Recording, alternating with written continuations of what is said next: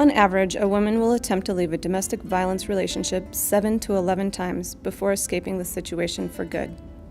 For Carla Sanchez, her journey was filled with several bad relationships and numerous incidents of abuse. My experiences with abuse actually began when I was a child. It was in my home environment, and unfortunately, it affected some of the decisions I made as I was growing up regarding relationships. For several years, Carla lived in an abusive relationship, surrounded by biker gang affiliations, drug use, and the dangers of a methamphetamine lab. I had only had a high school education.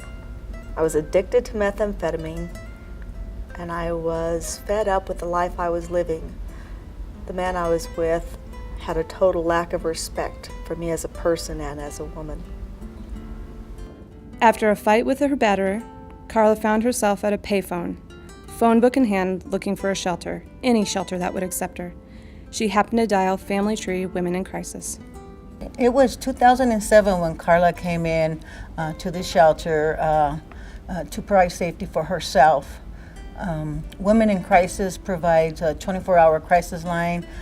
We provide initially safety to make sure the client is safe. We do safety planning, we do groups, we help with self-esteem and other types of services that will help the client be self-sufficient.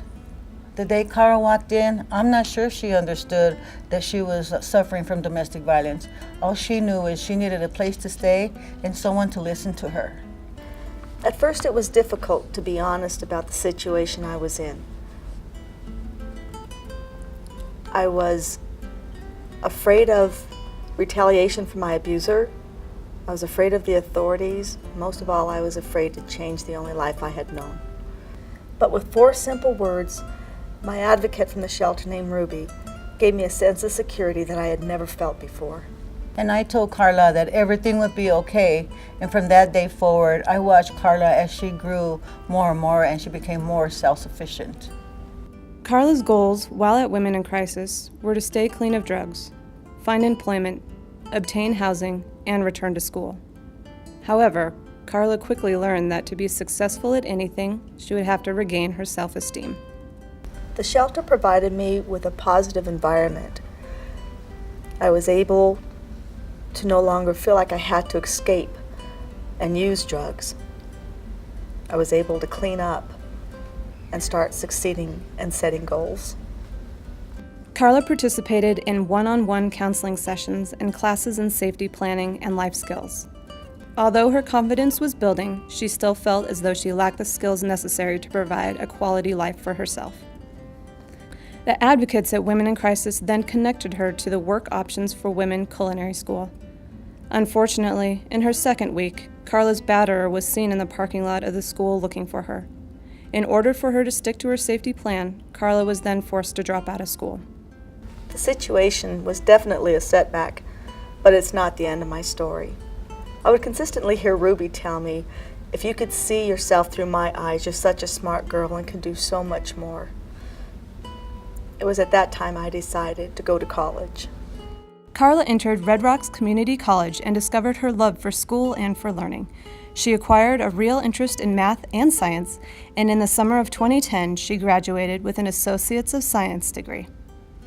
I can't say enough positive things about Family Tree Women in Crisis shelter. It was a life-altering experience that changed the direction of my life. It provided me with the tools and the courage I needed to stay gone and to pursue a new future. After receiving her associate's degree, Carla was accepted to Colorado School of Mines and is pursuing a bachelor's degree in engineering, followed by a master's degree in geochemistry. Carla has also reconnected with her daughter, who she says was on the same path of self-destruction, but with Carla's support has been able to redirect her future and is now attending classes at Red Rocks Community College. We at Family Tree Women in Crisis are so proud of Carla and her journey to become self-sufficient and the strength that she has. I am so grateful to Family Tree and to Ruby for giving me the wings to fly. Thank you, Family Tree.